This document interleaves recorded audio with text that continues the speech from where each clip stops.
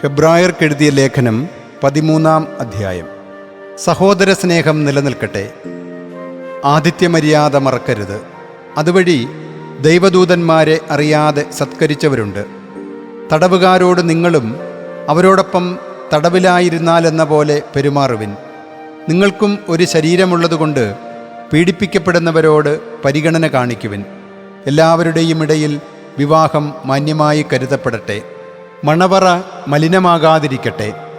കാരണം അസാന്മാർഗികളുടെയും വ്യഭിചാരികളുടെയും വിധിയാളനായിരിക്കും ദൈവം. നിങ്ങളുടെ ജീവിതം ദ്രവ്യാഗ്രഹത്തിൽ നിന്ന് സ്വതന്ത്രമായിരിക്കട്ടെ. ഉള്ളതുകൊണ്ട് തൃപ്തിപ്പെടുവിൻ. ഞാൻ നിന്നെ ഒരു വിധത്തിലും അവഗണിക്കുകയോ ഉപേക്ഷിക്കുകയോ ഇല്ല എന്ന് അവിടുന്ന് പറഞ്ഞിട്ടുണ്ടല്ലോ.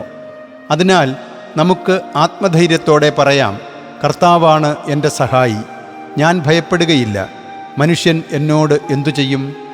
നിങ്ങളോട് ദൈവവചനം പ്രസംഗിച്ച നിങ്ങളുടെ നേതാക്കന്മാരെ ഓർക്കുവിൻ. അവരുടെ ജീവിതചര്യയുടെ ഫലം കണക്കിലെടുത്ത് അവരുടെ വിശ്വാസം അനുകരിക്കുവിൻ. യേശുക്രിസ്തു ഇന്നലെയും ഇന്നും എന്നും ഒരാൾ തന്നെയാണ്.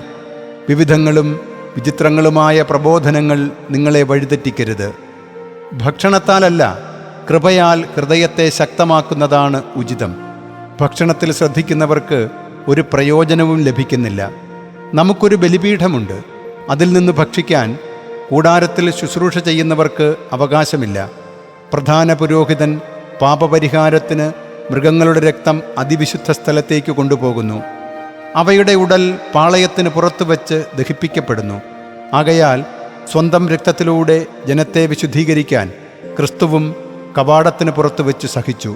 അതിനാൽ അവനു വേണ്ടി അപമാനം സഹിച്ചുകൊണ്ട് നമുക്ക് പാളയത്തിന് പുറത്ത് അവൻ്റെ അടുത്തേക്ക് പോകാം. എന്തെന്നാൽ ഇവിടെ നമുക്ക് നിലനിൽക്കുന്ന നഗരമില്ല, വരാനുള്ള നഗരമാണല്ലോ നാം അന്വേഷിക്കുന്നത്. അവനിലൂടെ നമുക്ക് എല്ലായ്പ്പോഴും ദൈവത്തിന് സ്തുതിയുടെ ബലി, അവൻ്റെ നാമം ഏറ്റുപറയുന്ന അധരങ്ങളുടെ ഫലങ്ങൾ അർപ്പിക്കാം. നന്മ ചെയ്യലും പങ്കുവയ്ക്കലും പരിഗണിക്കണം. കാരണം അത്തരം ബലികളിൽ ദൈവം സംപ്രീതനാകുന്നു.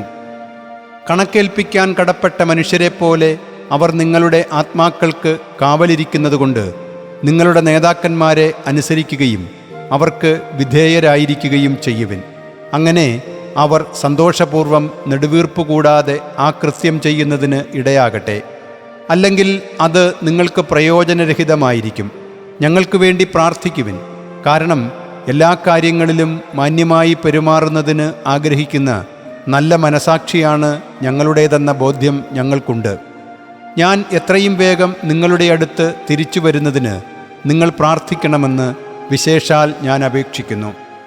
ആടുകളുടെ വലിയ ഇടയനെ, നമ്മുടെ കർത്താവായ യേശുവിനെ, മരിച്ചവരിൽ നിന്നുയർപ്പിച്ച സമാധാനത്തിൻ്റെ ദൈവം നിത്യമായ ഉടമ്പടിയുടെ രക്തത്താൽ എല്ലാ നന്മകളും കൊണ്ട് നിങ്ങളെ ധന്യരാക്കട്ടെ.